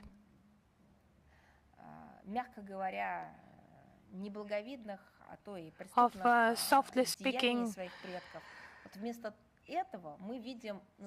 not very noble and criminal deeds of their ancestors. We see their heroization. It's just cannot be tolerated. And Russia strongly condemns the ongoing no-official fascist bacchanalia in Latvia and in the Baltics. It's not about people not having the rights to remember their ancestors. It's about people not having the right to present criminals as heroes. And they have no right to make others forget who was a criminal and who was a hero. And the state has no right to promote that glorification of Nazis and collaborators. But here we see a target for the attack of their propaganda machine. The glorification of Nazism has become an ideological foundation of the ruling elite in the Baltics. They justify the crimes committed against humanity during the Great Patriotic War, and the local Baltic executioners killed over 300,000 civilians in Latvia, and the same number of prisoners of war, approximately 150,000 civilians and 230,000 prisoners of war were killed in Lithuania. In Estonia, approximately 61,000 civilians and 64,000 captured Soviet soldiers. Why were they killed? For fighting against Nazism and fascism? They should mention that those who will march along the streets of Riga, another shameful action is planned Jewish population was almost completely exterminated there, and collaborators in that extermination are still hiding. However, books have been published on crimes of the Baltic regime in the years of the Second World War. Now we see how they make heroes, allegedly of resistance against Soviet rule. They're presenting the executioners as heroes. It's just rabid Russophobia. And Russia has to counter the massive falsification of historical events and the revision of the results of the Second World War. The Russian Ministry of Foreign Affairs is conducting systematic work to counter those malicious tendencies. And with the connivance of the authorities, evidence of the spread of Nazi ideas in the Baltic states, it has been clearly highlighted in the foreign ministry's, Russian foreign ministry's reports. Those reports have been published on the ministry website. The link is in our social media accounts. And we also present regular reports on the situation with the glorification of Nazism, the spread of neo-Nazism, and other practices that contribute to the escalation of modern forms of racism, xenophobia, and related intolerance. Fascism did not pass in 1945. However, it marched through Western European countries, marched eastwards. Now we see the sounds of another neo-Nazi march. It will not pass, and we are doing our best for that. Thank you very much. Is Lenta. Are you with us? Yes, we have a question to you today. The Ukrainian leader Vladimir Zelensky said that Kiev will seek participation of European countries in negotiations with Russia to resolve the conflict. How does the Russian side consider the participation of EU representatives in the negotiation process? So we have on multiple occasions presented comments on this issue.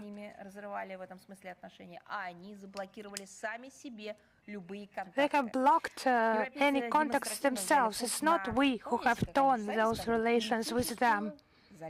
So they just pursued that policy, as they said, political isolation of Russia. Within the EU, there are such discussions about possibilities of resuming communications. Now it's just discussions because their own public poses those questions, but no concrete actions have followed by them. And we have no doubt that the European Union will play an exclusively destructive role in negotiations and in the context of the Ukrainian crisis is just testifies for itself. Those guarantees to Viktor Yanukovych in February 2014, they didn't last even a day. The Minsk agreements, we will never forget them. The Europeans admitted they used them to prepare Ukraine for war with Russia. The Istanbul process is in our memory forever as well. In February-March 2022, it was undermined by promises to help Kiev win on the battlefield, as they put it back then. And that motto, they supported it for a couple of years more. So those so-called peace initiatives that could not become a basis for agreements, none of them. Zelensky's peace formula, notorious peace formula, and deployment of a Western allegedly peacekeeping contingent on the Ukrainian territory. We know what they are as peacekeepers. Now the latest example is distributed by Kaya Kallas draft discussion document with absurd demands on Russia, without which the European Union, as they put it, will not support peace in Ukraine.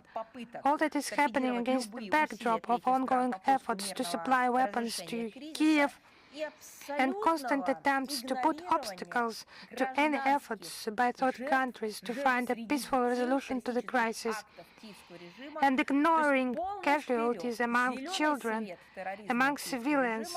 So it's just a green light to terrorism of the Kiev regime by Brussels. All the facts mentioned, they just illustrate the destructive nature of the European Union's role in the situation surrounding Ukraine as a whole.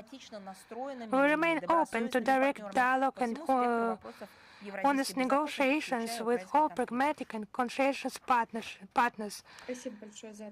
And we are ready to discuss the Eurasian security issues, including the Ukrainian conflict. Thank you. Thank you. Information agency intelligence reporters with us. Yes, we have a question. Russian president said it's ready to stop supplies of gas to the EU. So do you think the war with Iran, it can make the EU improve the relations with Russia again? So for the Italian citizens to understand why they have such expensive petrol and for them paying so much for utility expenses, they just need to study the military procedures in their own country, in Italy. And why are the relations torn under the pressure of the European Union? Why does the US make them abandon cultural humanitarian ties with Russia? Why the EU should ban itself energy cooperation with Russia?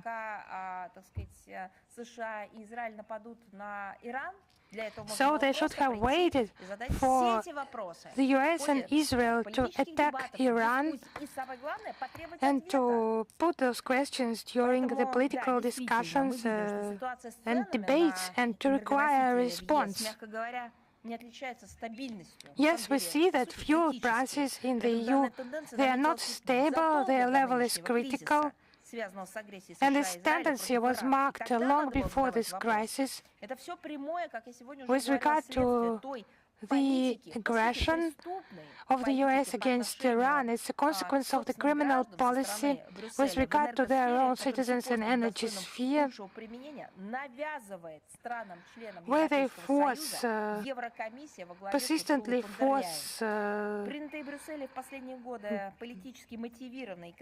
by the European Commission led by Ursula von der Leyen.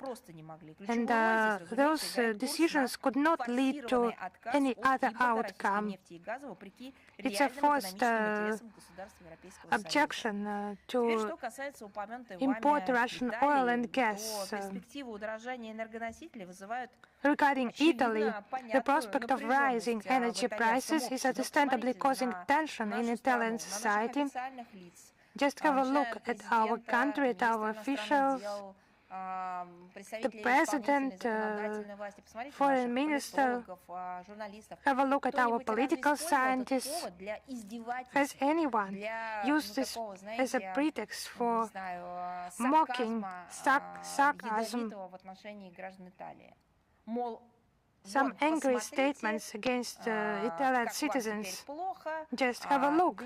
What a bad situation you have. No, nothing of the kind has happened. We were trying to explain, to convince the Italian citizens what is happening on the European continent. We cited facts. we told about how we should be based on analysis, scientific analysis, how the situation will develop, but it's due to the fault of the Italian media, people are not much informed by their own leaders about what is happening in our country and about the decisions taken by the Italian government. Is denial to cooperate with the Russian Federation. The Apennine businesses are paying much more for energy than in France and Germany, and according to Italian experts, losses because of the curtailment of energy cooperation with Russia from 2022 amounted to at least 60 billion euro in additional costs, at least, for business and households, expenses on gas and electricity, and approximately 100 billion euros is government subsidies. It will inevitably lead to a further deterioration in the overall socio-economic situation in the country. Despite the openly discriminatory and anti-market actions of the European Union, Russia is trying to avoid any politicization of energy supplies to European consumers. Our country has repeatedly confirmed its readiness to develop mutually beneficial energy cooperation with all constructively minded partners. During the meeting on the global oil and gas market on the 9th of March, the Russian President Vladimir Putin once again clearly outlined our approach to this issue. The conditions are simple and clear: a guarantee of stable long-term demand and the conscientious fulfillment of our partners' obligations. But the EU leadership is clearly unprepared to restore a normal dialogue. Russophobia is just winning over anything: common sense, human rights, and actually democracy. The European Commission and the most militant EU member states continue to use any means to literally squeeze any energy products, squeeze them out of the EU market. What will be the supplement? Liquefied natural gas that will need to be transported to the European continent, but what is done with international law and in the global ocean? Just have a look. And Brussels is aimed at confrontation with Russia at any cost. So who is ordering this music? I have mentioned that. If that's all for you, we'll move on. Is news.ru with us? Yes. Hello, Madam Zahárova. We have two questions today. How does Russian Foreign Ministry assess US President Donald Trump's statements that Cuba could face a friendly or hostile takeover if it refuses to reach a deal with Washington? Does Moscow consider his statements a direct threat to the sovereignty of an independent state and a violation of international law? We have repeatedly voiced our position that we consider the language of blackmail absolutely counterproductive and not complying with any norms of international law or moral values.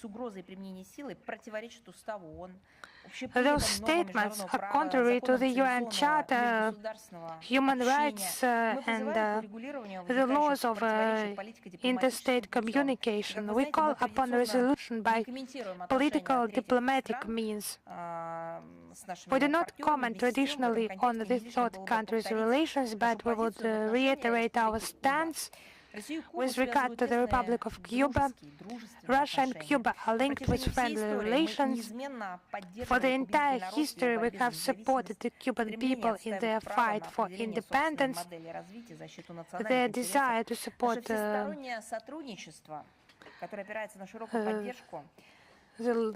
law, and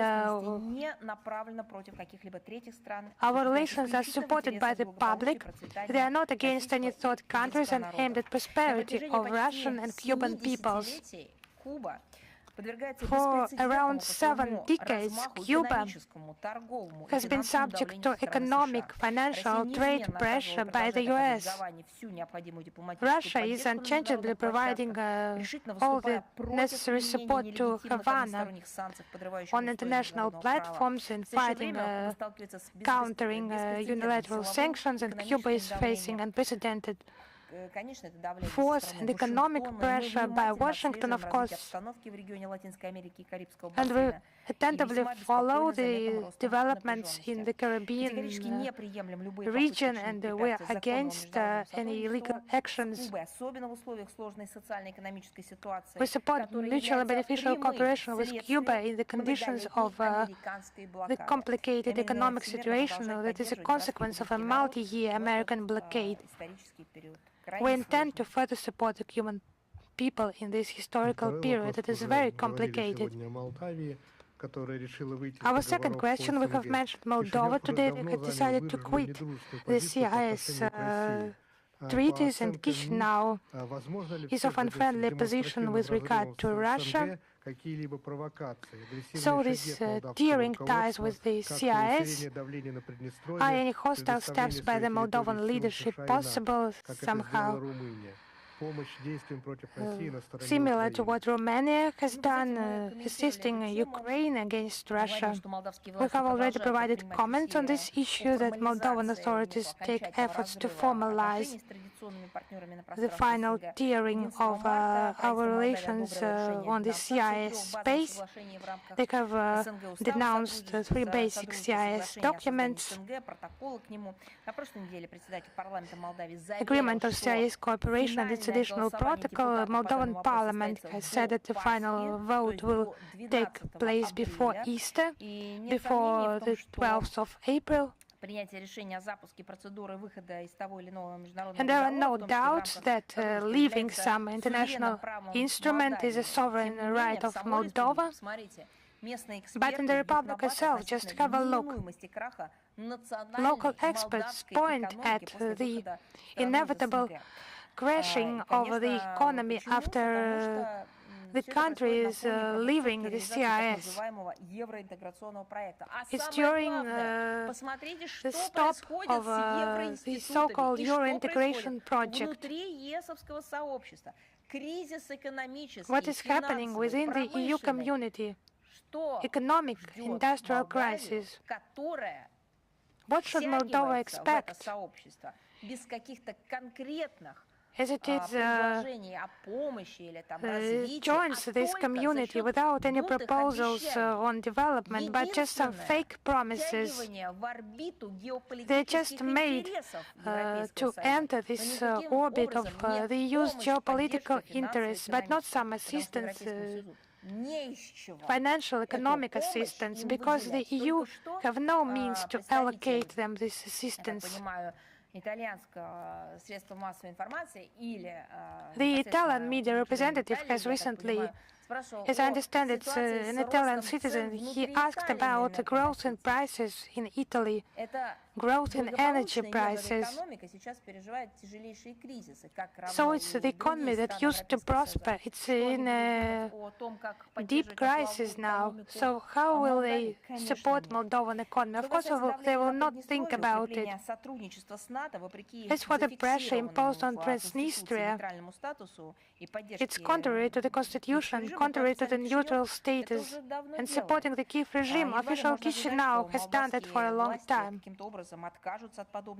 We should not expect the Moldovan authorities to abandon somehow this destructive policy that actually weakens Moldova itself. Brussels sponsors will not allow them to do that. They just govern, but do not sponsor them financially.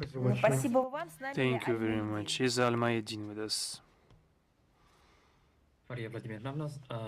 Yes, good afternoon. As you already commented, the recent actions of Sweden authorities in regards to the Russian citizens, including the detention and the ban from entry. Just the last part. How do you comment on the recent action by Swedish authorities against Russian citizens, including like detention and the entry bans? I just didn't expect Al-Mayadeen to be interested in Sweden, but why not? We see that the confrontational anti-Russian rhetoric that the public in Sweden was pumped by Sweden.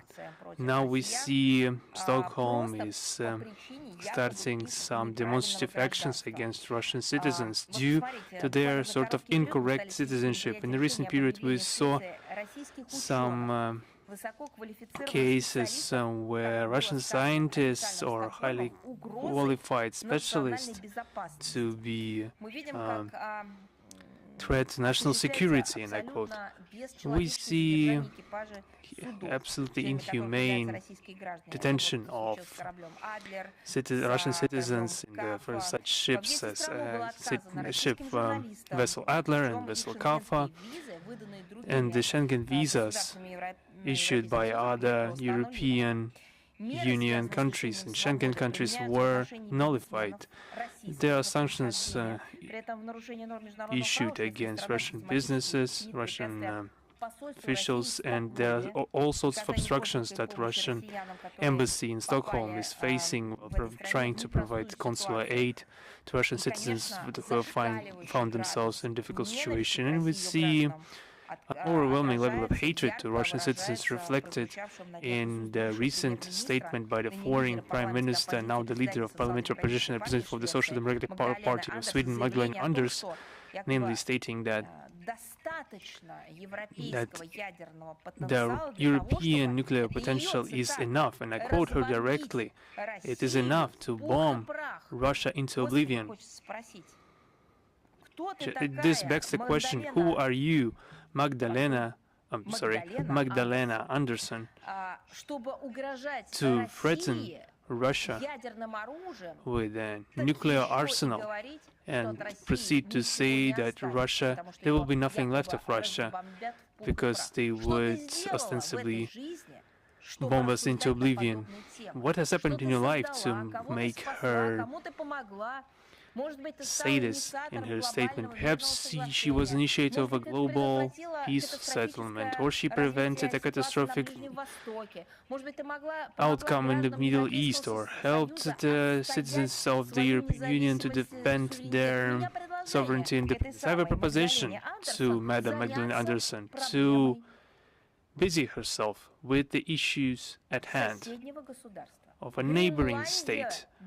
Greenland is requiring protection. She needs protectors from among the EU states. Try to defend your own sovereignty as members of the European Union, as old European democracies, and only then try to instruct the planet how they should live. In regards to the nuclear topic, nuclear dossier, we already talked in detail how destructive are those mindless statements in regards to the nuclear weapons when said by Western officials, because they teach their own public, like in bad action movies, you can shoot a person 45 times only for him to continue walking, that there are limitless bullets in a pistol or in a rifle that can have 120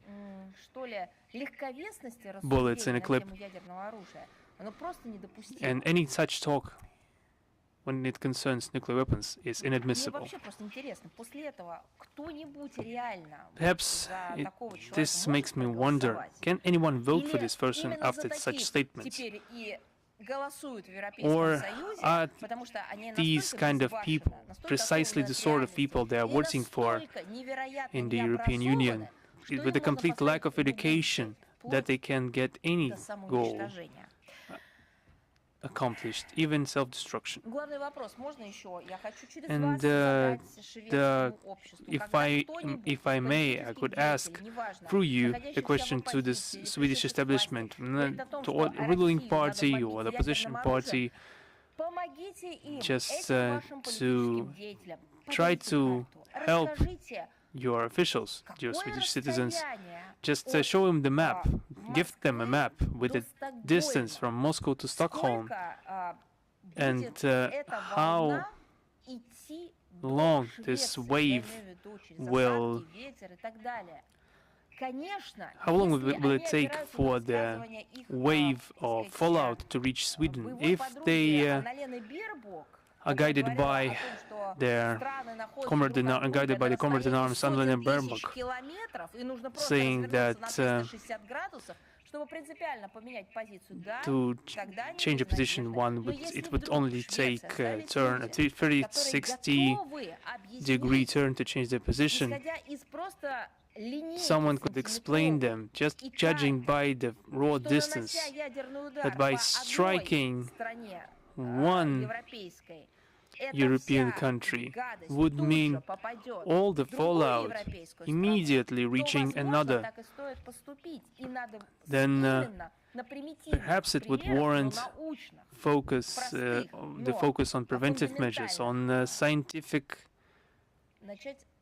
studies and self-education. There are, of course, a very tragic but very telling representative example, namely the Chernobyl nuclear power plant tragedy. Still, every year, affected countries remember this tragedy and remember how this wave, how this curtain of smoke or fallout or precipitation affected the European continent as a whole. So I'd like to warn all compatriots, I mean Russian compatriots planning their trip to Sweden, and I'd like to urge them to bear in mind the absolutely causeless persecution unleashed by the Swedish authorities, and perhaps on a request from a third country still in Sweden, and accusing them of any criminal conduct or crimes. There is no need for that anymore. Just it's enough to be a resident of Russia, have a Russian passport, to be detained. This is pure chauvinism now in the Swedish iteration.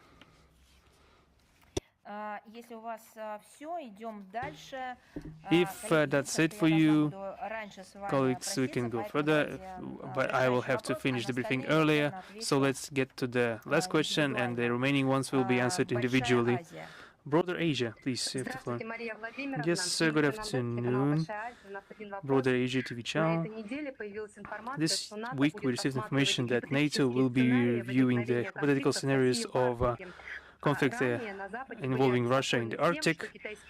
Earlier in the West, there were concerns linked to the fact that the Chinese scientific research submarines went under the polar ice for the first time, and they allege that this is a new threat to the far north. And China, since 2018, positioned itself as a state close to Arctic and developing their own nuclear icebreaker, and is intending to build a polar Silk Road. How does the Russian MFA evaluate such impression of the Arctic as an arena of conflict, and namely how do Russia and China developing cooperation in that Arctic? Let's start from that fact that NATO is intending to narrow down the neutral space and the entire perimeter of Russian borders. Just let's look at the Baltic. At a previous time, it was a very calm region. The alliance doesn't conceal their aggressive intent. The Arctic is not an exception. And recently we see that the level of conflict in the northern latitude is growing, and the hypothetical scenario of conflict with our country has been long devised by NATO, and they have been conducting dozens of military drills.